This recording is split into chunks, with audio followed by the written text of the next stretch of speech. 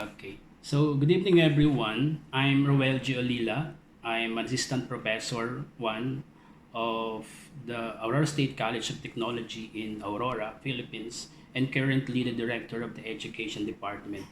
Tonight, I will be sharing to you my topic entitled Reinventing the Educational Landscape, an Opportunity to Make Education Responsive Through Research.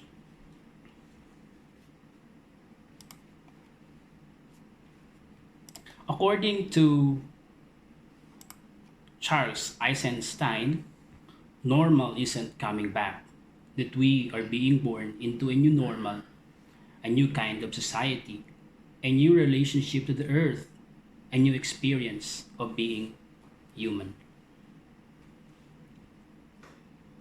Just to give you a short background with regard to what happened to all academic institutions all over the world with the rampage of the COVID 19 pandemic.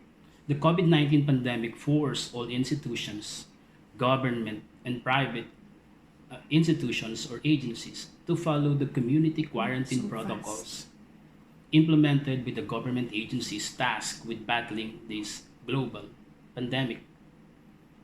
Colleges and universities were forced to end its classes.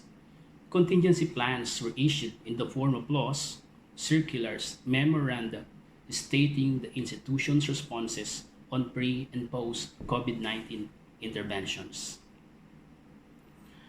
With all these events that happened globally, academic institutions responded to the COVID 19 pandemic through the implementation of health protocols.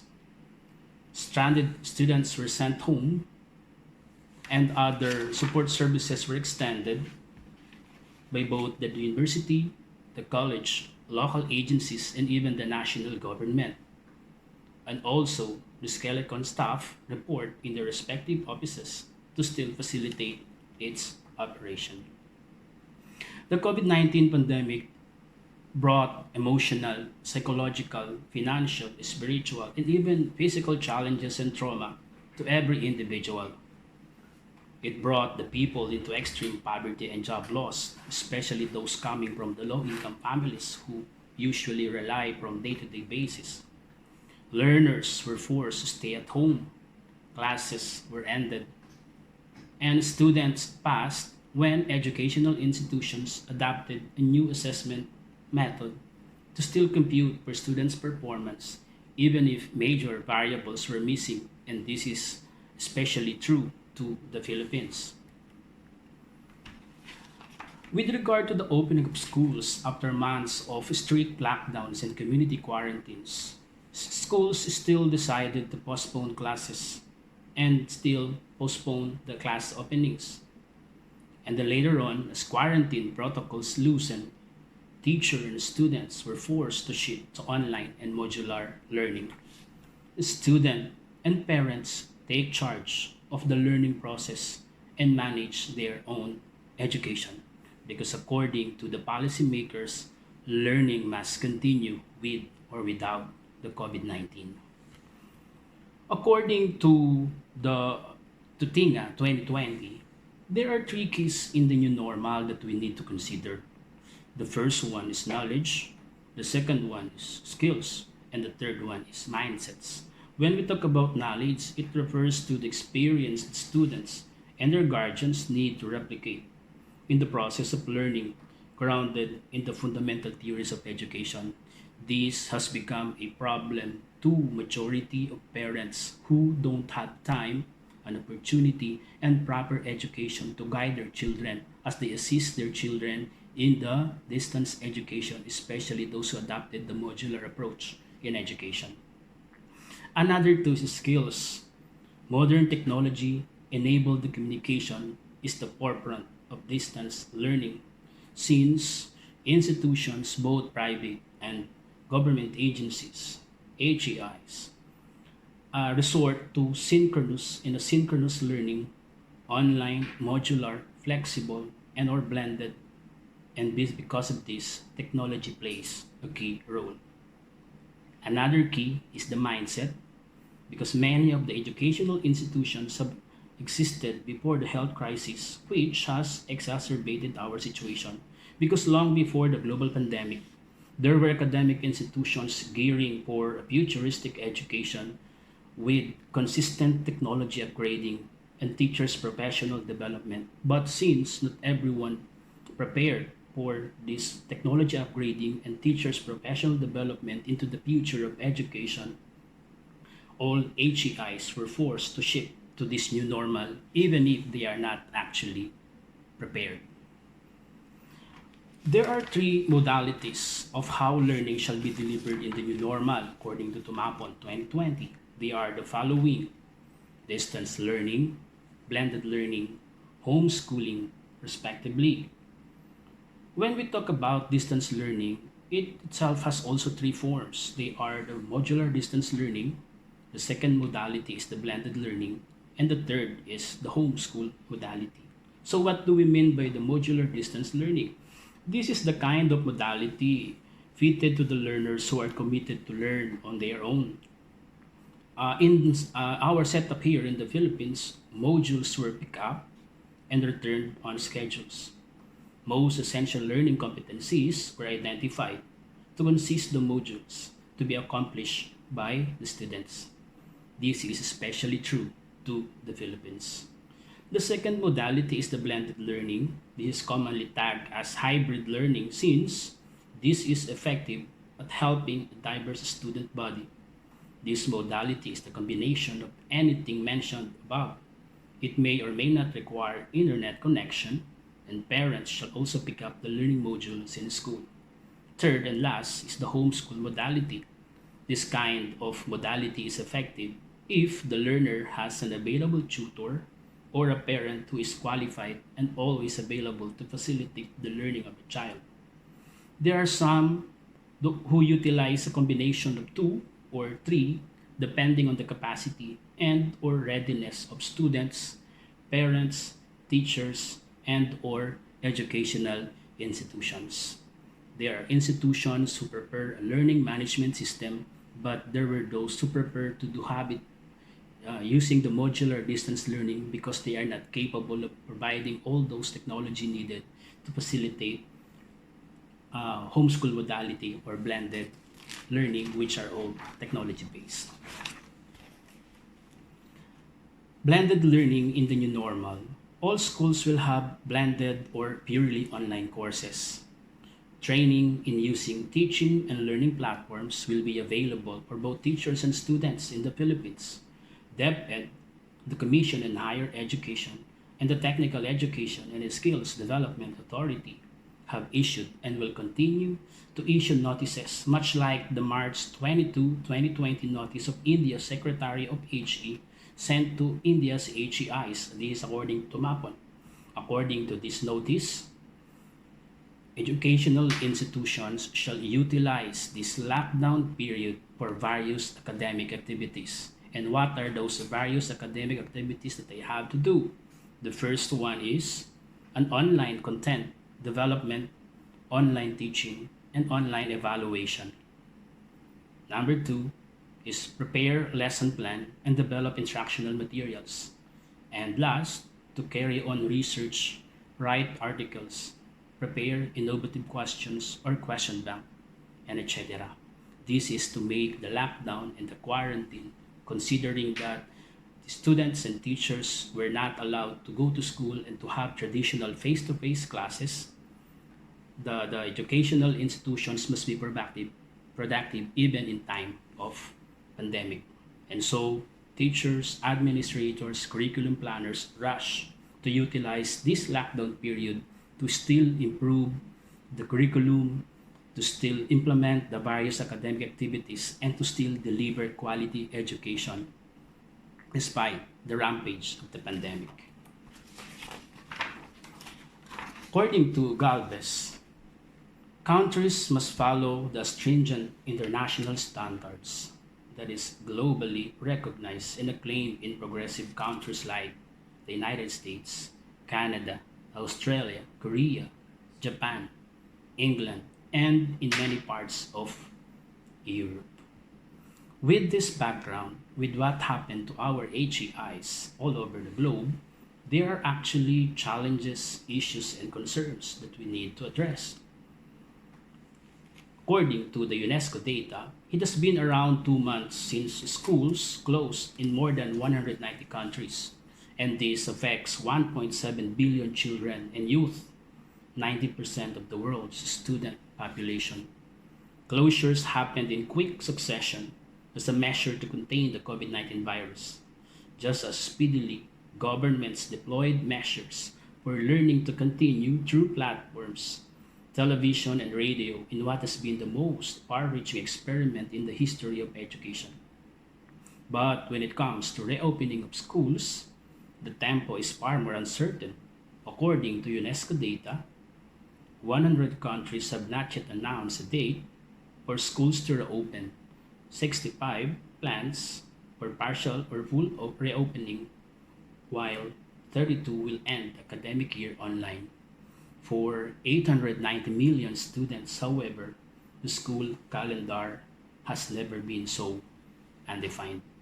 You can see from the picture that I have here on my screen the global monitoring of school closures caused by COVID-19 based from the UNESCO data. Those were partially open, closed due to COVID-19 pandemic, fully open, and those HEIs having their academic breaks. Another challenge and issue that we need to address with the rampage of the pandemic is the class size. Another concern is to cut down on or replace or shorten degree programs with certificates, the planning of reviews, examinations, and graduations. According to our experience here in the Philippines, everything was canceled, beginning from the licensure examination, the graduation of our students, and then there were those institutions who still had it virtual. Okay, but those were actually a quick response to the COVID-19 pandemic, considering that the school cannot resume its regular and normal operation. Number three is adjusting the opening of school year, number of units, the quarterly schedules, laboratory subjects, practicum, OJT, research, not to mention the other core functions of HEIs in the field of research, extension, instruction, and production. According to our experience here, there were pre and post COVID 19 protocols or guidelines issued by respective higher education institutions in the Philippines to properly guide with regard to how shall they end the semester, how shall they open the semester, and what will happen to those students who are having their practicum, who were not able to had or were not able to finish their practicum. So what will happen to them? So series of memo circulars were released and implemented to facilitate the ending, the closure, and the reopening of classes. Okay. With these challenges, concerns, and issues, there are actually research opportunities under the new normal. According to the Jaime Saavedra, the Global Director for Education of the World Bank, societies should take this opportunity to recognize the social value of the teaching profession. Further, he noted that we must ensure teachers are prepared to fulfill the extremely complex task which has been entrusted to them, the social value of education, and the teacher's preparedness. How prepared are teachers to gradually shift into the new normal? What are the available trainings that they had in order for them to facilitate the delivery of this education without actually traditional face-to-face classes? Another concern, number two, is to never replace the human contact of teacher and student. According to Ms. Haldis Holz, the Deputy General Secretary of Education International, as well as impacting the education of over 90% of the world's students, 63 million primary and secondary teachers alone have been affected by the pandemic. We need to reimagine the future. But as we try to reimagine the future, we should not forget the past. We need to be better at technology. but not to replace the human contact of teacher and student. Another research opportunity under the new normal is the role of technology. According to Mr. Akwasi Ade Buwahin, the policy advisor of the National Education Reform Secretariat of the Republic of Ghana, the role of technology is really important. In the past, according to him, technology has dictated its use in education. But today, education should begin to dictate what kind of technology it needs. As we shift to the online learning, synchronous and asynchronous, there were various online applications, platforms, software came to exist and recognize, like the learning management system and so many different software that can assist teachers and students in the management of learning without actually having experience and conveniences. But of course, the role of technology as we try to upgrade and shift to the use of technology in education, we really have to consider the capacity of teacher to use all those technology to facilitate and deliver quality education. Another research opportunity is an update approach to education. According to Ms. Yara Ramadan, okay, we need an updated approach to education. According to her, they don't need or they don't want to be spoon fed. Students don't want a boring lecture. What they want is collaboration, personalization, and engagement. We want teachers to catch up and improve their ICT literacy. There are so many issues in this particular updated approach to education. We really have to consider pedagogies, teaching strategies, concepts related to the different principles, the different methodologies that we need to utilize in this time of pandemic. Okay? They don't want a boring lecture. They want collaboration, personalization, and engagement. I will repeat, they want teachers to catch up and improve their ICT literacy. Another is the learning recovery process. From assessing learning outcomes during school closures, ensuring their socio-emotional well-being, and taking measures to address disparities through remedial approaches, support to teachers, and their professional development will be essential to their success. And according to the research findings of MOYO 2020, majority of faculty had intermediate computer competency and had no training in online teaching, with only a few having very stable internet connection. Faculty considered online education to result in more academic dishonesty, impersonal, and lack feeling compared to face to face classes, and difficult to manage in terms of technology. Additionally, faculty were undecided if they are in favor of online education. They vary significantly whether they are in favor of online education based on age, sex, college, educational attainment, years in teaching, academic rank, level taught, and employment status. The faculty of higher education institutions must be provided with continued support and training as they adapt to the new normal in higher education landscape and as they embrace the instructional challenges brought by the coronavirus disease pandemic. There were actually recommendations based from the series of consultations meeting conducted by UNESCO 2020. According to these recommendations, schools have to proactively bring them back and provide support. This can entail flexible learning approaches, practices to expand access to previously out of school children, displaced and migrant children, minorities, and other excluded groups. As discussed in the World Bank report on the impact on the pandemic on education and the policy responses, we must capitalize on innovations and gather important lessons on the use of technology at this unprecedented scale to move to a new normal.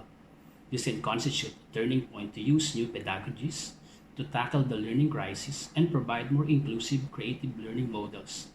Now is the time to build back better, to make education systems more inclusive and better prepared to face and overcome possible crises in the future, including climate related ones. And more than ever, this is a time to protect education and education budgets from the socio-economic fallout of the pandemic. Another recommendation is learning empathy, respecting diversity, and being able to recognize and challenge discrimination. They are key skills that young people need to avoid societies becoming even more polarized. Research, research shows that social emotional skills contribute to building the resilience of people, especially in times of crisis. UNICEF, UNESCO, and the World Food Program and the World Bank have joined forces to produce guidance that offers practical advice to keep children safe when they return to school.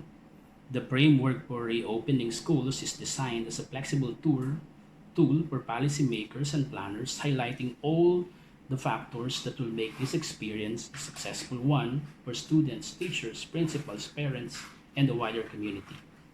Build bridges between change makers in the education and justice sectors.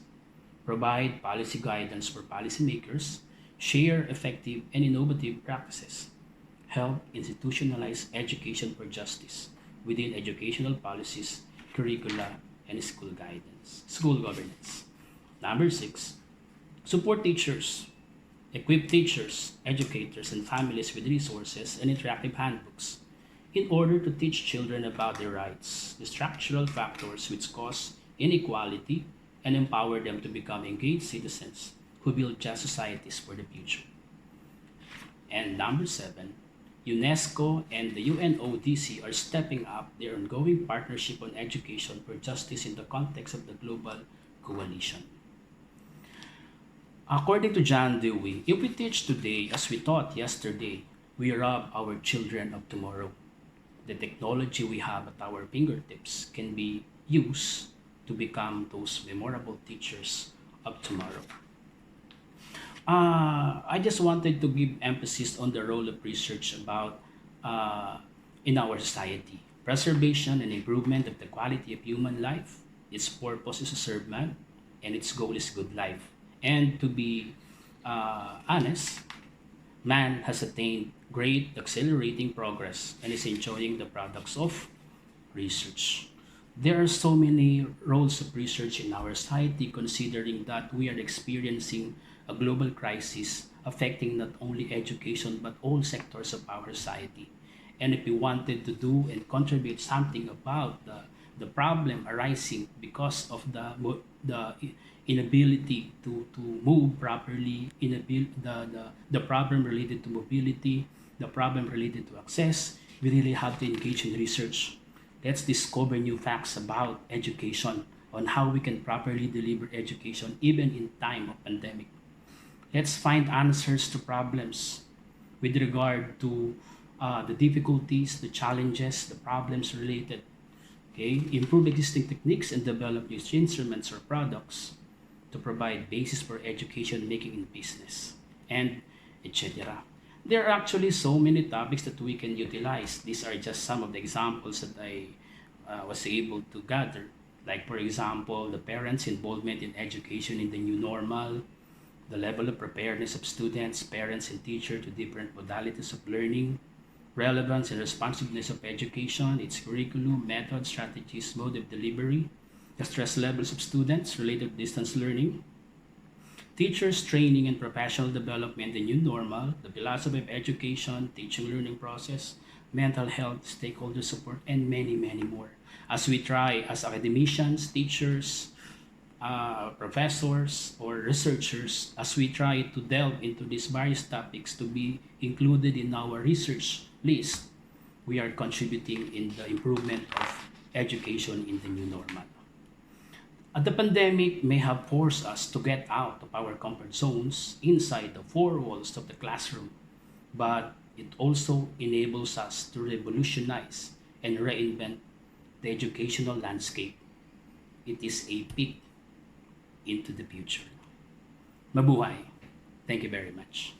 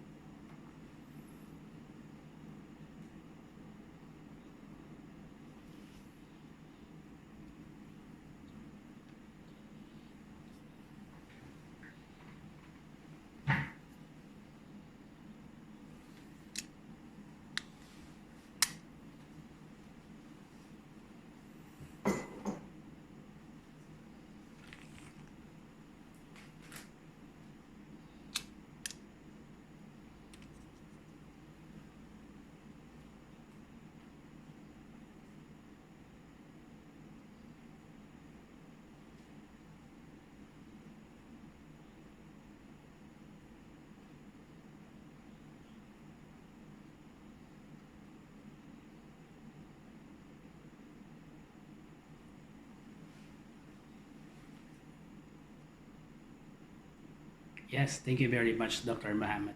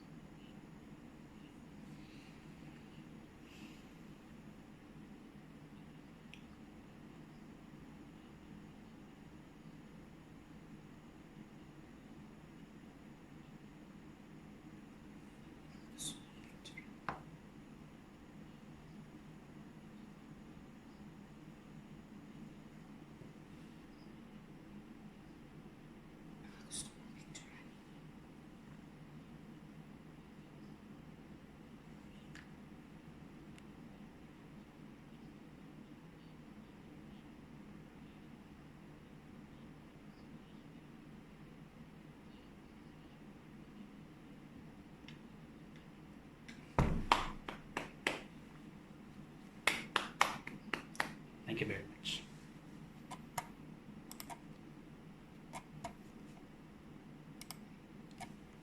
Yes, success. Maganda ba yung salita ko? Yun nga lang nung una. Ah, Mamadali ka. Siyempre naman,